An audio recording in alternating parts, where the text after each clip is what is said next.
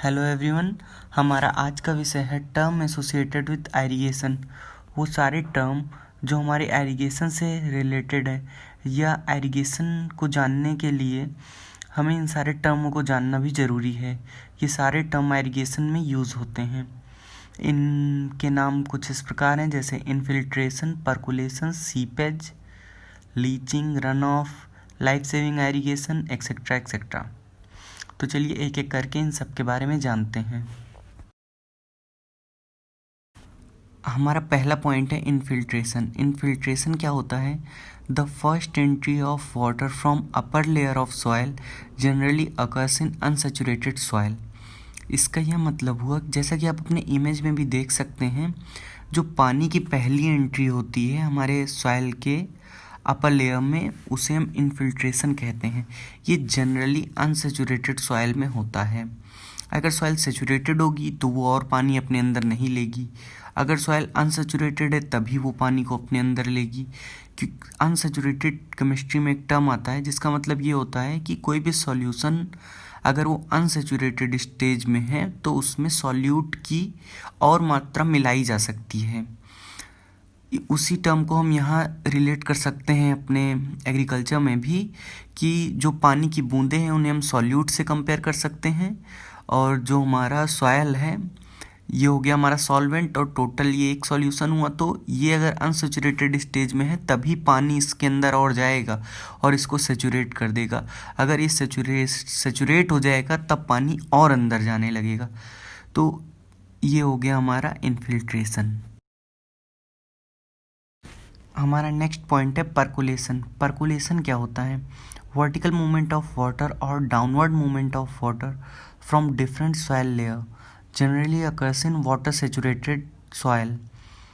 तो ये पानी की जो हमारी वर्टिकल मूवमेंट होती है या ऊपर से नीचे की ओर जो मूवमेंट होती है पानी की, ये हमारी परकुलेशन कहलाती है। ये जो है जनरली मतलब मोस्टली हमारी सैचुरेटेड सॉइल में होती है, क्योंकि जब तक पानी मतलब सॉइल सैचुरेटेड नहीं होगी तब तक वो पानी को खुद में ही अवशोषित करेगी। जब वो उसकी अवशोषण क्षमता मतलब भर जाएगी, जब मिट्टी सैचुरेटेड हो जाएगी, वो और पानी को अपने अंदर धारण नहीं कर पाएगी, तब जो उसका एक्स्ट्रा पानी होगा वो नीचे और अंदर जाने लगेगा उसके सैचुरेटेड सॉइल से। मतलब वो और डीप जाने लगेगा, मतलब सॉइल की डिफरेंट लेयर के थ्रू और अंदर अंदर जाने लगेगा। इस प्रोसेस को हम कहते हैं परकोलेशन। हमारा नेक्स्ट पॉइंट है सीपेज। सीपेज क्या होता है? Horizontal movement of water through irrigation channels और थ्रू कैनाल्स। जैसा कि आप अपनी इमेज में भी देख सकते हैं, ये पानी का एक हॉरिजॉन्टल मूवमेंट है जिससे कि पानी जो है कैनाल्स के थ्रू या इस तरह की चैनल्स के थ्रू हमारे फील्ड तक आता है। तो इस तरह के फ्लो ऑफ वाटर को हम सीपेज कहते हैं। हमारा नेक्स्ट पॉइंट है लीचिंग। लीचिंग क्या होता है? Horizontal movement of nutrients and salt from root zone with the water. मतलब जब जो भी हमारे न्यूट्रिशंस हैं और सॉल्ट हैं, जो भी हमारे वाटर सोल्यूबल हैं, जब वो पानी के साथ घुल जाते हैं तो वो परकोलेशन के प्रोसेस जो हमने पहले पढ़ा था उसके थ्रू वो और नीचे चले जाते हैं। तो इस प्रोसेस में हमें लॉस ऑफ न्यूट्रिशन भी देखने को मिलता है, और ये ओवरऑल ये प्रोसेस लीचिंग कहलाता है। और next point is run of. Run of क्या है? The flow of excess water field after saturation of soil. जब हमारे फील्ड पे मतलब सरफेस पे जब पानी बहने लगता है, देखिए जब तक हमारी मिट्टी सेचुरेटेड नहीं हुई रहती है, जब तक मतलब उसमें पानी अवशोषित करने की क्षमता जब तक उसकी भर नहीं जाती है, तब तक वो पानी खींचता है, मतलब पानी अपने अंदर लेता है मिट्टी। फिर एक टाइम आता है जब हमारी सॉइल सेचुरेटेड हो जाती हैं, उसके बाद वो और पानी नहीं ले पाता है। तो जो हमारा पानी बरसता रहेगा, लेकिन अगर तब भी तो वो सरफेस पे ही बहने लगेगा, उसे हम रन ऑफ कहते हैं या सरफेस रन ऑफ कहते हैं। और जैसा कि आप अपने इमेज में भी देख सकते हैं। Life saving irrigation. Life saving irrigation क्या होता है? Supplemental irrigation applied to dryland crop. ये एक सप्लीमेंटल इरिगेशन है, जैसे एक मेन एरीगेशन होता है जो हम जैसे 21 डेज पे हम पहली बार एरीगेट किए, फिर 15 से 20 दिन बाद फिर किए, इस तरह से कितने कितने इंटरवल पर करते हैं। तो मतलब कि ये एक तरीके का वो मेन हमारा एरीगेशन है, वो एक टाइम सर्टेन डिफाइन है कि इतने समय के बाद जब खेत में इतनी नमी रहेगी तो हमें खेत में पानी देना ही देना पड़ेगा। लेकिन उसके अंदर भी अगर कोई मतलब पानी की बहुत आवश्यकता है तो जो सप्लीमेंट वाटर हम अपने खेत को प्रोवाइड करते हैं वो हमारा लाइफ सेविंग एरीगेशन कहलाता है। It is also known as contingency irrigation. Contingency का मतलब होता है अनसर्टेन या सरकमस्टांस, ठीक है। तो ये एक अनसर्टेन एरीगेशन होता है जिसे हम लाइफ सेविंग एरीगेशन कहते हैं। हमारा नेक्स्ट पॉइंट है puddling. Irrigation before sowing of crop to reduce percolation of water. ये हम अपनी फील्ड को एरीगेट करते हैं क्रॉप लगाने से पहले, जिससे कि पर्कुलेशन कम हो। वाटर का पर्कुलेशन हो जाएगा तो क्या होगा, पर्कुलेशन में क्या पढ़ा था हमने कि न्यूट्रिशन लॉस होता है, तो न्यूट्रिशन का ना लॉस हो इस वजह से हम पडलिंग करते हैं। हमारा नेक्स्ट पॉइंट है बेस पीरियड। बेस पीरियड क्या होता है, the period during which irrigation water supplies to the crop. ये हमारा वो पीरियड होता है जब हम अपने मतलब सिंचाई के पानी को जितने समय के लिए हम अपनी क्रॉप को देते हैं उतने समय को हम बेस पीरियड कहते हैं।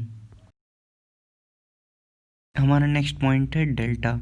डेल्टा क्या है, total depth of water required by a crop during its duration in the field.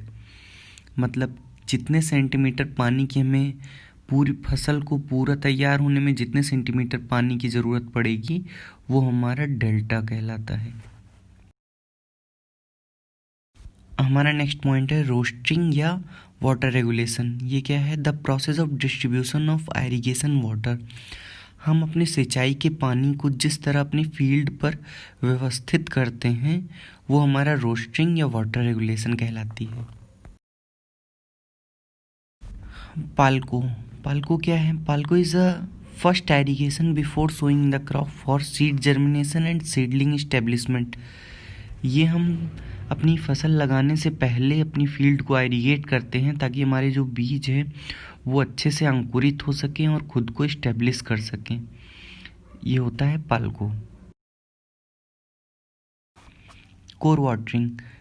The first watering during base period is known as कोर वाटरिंग। तो जो हमारा बेस पीरियड होता है इसमें जो हम पहली एरीगेशन करते हैं उसे हम कोर वाटरिंग कहते हैं। और हमने एक टर्म पढ़ा था पाल्को। पाल्को और कोर वाटरिंग के बीच में जो मेजर डिफरेंस है वो ये है कि कोर वाटरिंग जो होती है वो हमारा पहला एरीगेशन है क्रॉप लगने के बाद, और जो पाल्को है वो हमारा पहला एरीगेशन है लेकिन क्रॉप लगने से पहले। Our next point is duty of water.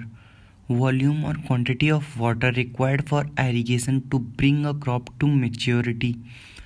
मतलब जितने पानी की हमें आवश्यकता होती है अपने क्रॉप को मेच्योरिटी तक लाने के लिए उसे उतने पानी को हम कहते हैं ड्यूटी ऑफ वाटर। इसे हम निकाल सकते हैं 8.64 into base period upon delta से। अगला पॉइंट है एरीगेशन रिक्वायरमेंट। मतलब हमारे फसल को अब कितने पानी की आवश्यकता है हम यह भी निकाल सकते हैं एक फार्मूले से, आई आर बराबर WR minus ER plus WG, जहाँ पर IR का मतलब होता है एरीगेशन रिक्वायरमेंट, WR का मतलब वाटर रिक्वायरमेंट, ER का मतलब इफेक्टिव रेनफॉल, GW का मतलब ग्राउंड वाटर। अगला पॉइंट है हमारा irrigation efficiency. The percentage of applied irrigation water stored in soil and made available for consumptive use of crop। तो जितना हम अपना पानी मतलब कि अपने फील्ड को देते हैं जितने परसेंटेज उसका सॉइल अपना एब्जॉर्ब करके रखे रहती है और उसका कितना हिस्सा वो हमारे क्रॉप के यूज़ में आता है, ये होता है हमारा इरिगेशन इफिशियंसी। इसे हम एक फार्मूले के थ्रू कैलकुलेट भी कर सकते हैं। Irrigation efficiency equal to water stored in soil, मतलब कितना पानी सॉइल में स्टोर है upon total water applied as irrigation, मतलब पूरा कितना पानी हमने एरिगेट किया इनटू 100। इस तरह से हम एरिगेशन एफिशिएंसी निकाल सकते हैं। हमारा लास्ट पॉइंट है एरिगेशन पीरियड। तो एरिगेशन पीरियड भी हम कैलकुलेट कर सकते हैं कि नेट एरिगेशन रिक्वायरमेंट, मतलब टोटल हमें कितने एरिगेशन, कितने पानी की आवश्यकता है अपॉन पीक यूज़ रेट। और पीक मतलब कि हमें किस पॉइंट पे हमें मैक्सिमम वाटर जब हमने दिया था वो पॉइंट अपॉन में कर देंगे तो हमारा एरिगेशन पीरियड निकल आएगा। तो हमारा ये टॉपिक आज का ख़त्म हो गया कि term associated with irrigation. Thank you.